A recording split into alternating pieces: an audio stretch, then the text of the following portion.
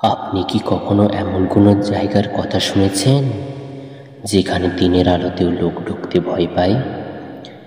আজ আমরা আপনাদের নিয়ে যাচ্ছি দক্ষিণ ভারতের কেরালায়, এক পরিত্যক্ত হাসপাতালের ভেতর, যেখানে আজও শোনা যায় কান্নার আওয়াজ, দেখা যায় ছায়ামূর্তি, আর ঘটে যায় এমন ঘটনা যা বিজ্ঞানও ব্যাখ্যা করতে পারেনি। কেরালার মল্লপুরম জেলার এক পাহাড়ি অঞ্চলে ছিল একটি হাসপাতাল, ভাসানগড়া মেন্টাল অ্যাসাইলাম। এটি 1950 সালের দিকে নির্মিত হয়েছিল মানসিক রোগীদের জন্য। শুরুতেই ভালোভাবে চললেও সময়ের সঙ্গে সঙ্গে সেখানে ঘটে যেতে থাকে একের পর এক অদ্ভুত ঘটনা। 1974 সালে হঠাৎ করে এক রোগী রাতে গায়েব হয়ে যায়।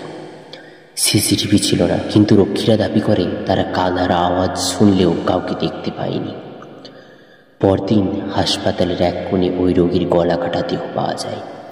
এরপর থেকে প্রতি মাসে কেউ না কেউ অদ্ভুতভাবে আত্মহত্যা করত, যা আর গায়েব হয়ে যেত। 1981 সালে একটি নার্স, নাম ছিল সীতা, নিজেকে হাসপাতালের চিলেকোঠায় ঝুলিয়ে দেন। মৃত্যুর আগে সে বলে যায়, এই হাসপাতালে এমন কিছু আছে যা প্রতিদিন আমাকে খেয়ে নিচ্ছে। তারপর থেকে হাসপাতালের অনেক কর্মচারী বলেন রাতে তারা ছাদের কাছ থেকে সীতার কান্নার আওয়াজ পান। কেউ কেউ বলেন তারা সাদা শাড়ি পরা এক নারীর ছায়া দেখেছেন। 1983 সালে একসঙ্গে 5 জন রোগীর অস্বাভাবিক মৃত্যু হয়। কেস রিপোর্টে কিছুই পাওয়া যায়নি, কিন্তু রক্ত ছিল পুরো দেওয়াল জুড়ে। এরপর সরকার হাসপাতালটি বন্ধ করে দেয়। তখন থেকে এটি পরিচিত হয়ে ওঠে ভাসানগড়ার ভুতুড়ে হসপিটাল নামে। 2014 সালে কেরালার একদল প্যারানর্মাল গবেষক রাতভর সেখানে ক্যাম্প করেন। তারা ক্যামেরায় রেকর্ড করেন দরজা আপনা আপনি বন্ধ হওয়া, দেওয়ালে হাতের ছাপ আর এক নারীর চিৎকারের আওয়াজ।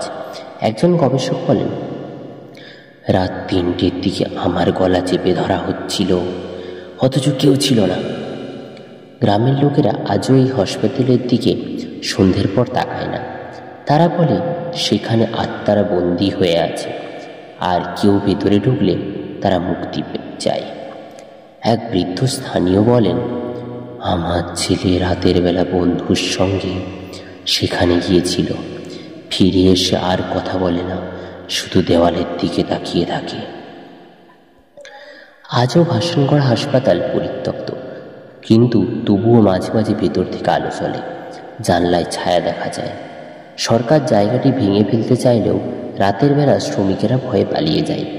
এই ঘটনা আমাদের শেখায় সব কিছুর ব্যাখ্যা বিজ্ঞানে নেই, কিছু কিছু সত্য শুধু অনুভব করা যায়। তো এই গল্পটি বাস্তব ঘটনা অবলম্বনে তৈরি। এতে যেসব এলাকা বা চরিত্রের উল্লেখ আছে তা যথাসম্ভব তথ্যভিত্তিক হলেও কিছু স্থানকাল পরিবর্তন করা হয়েছে ভিডিওটির নাটকীয়তা রক্ষার্থে। দর্শকদের অনুরোধ, এই জায়গায় যাওয়ার চেষ্টা করবেন না।